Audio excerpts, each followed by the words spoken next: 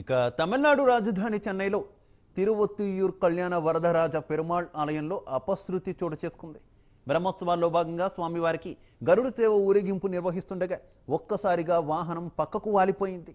వాహనాన్ని మోసే కొయ్య బలంగా లేకపోవడం వల్లే ఘటన జరిగినట్టు తెలుస్తోంది.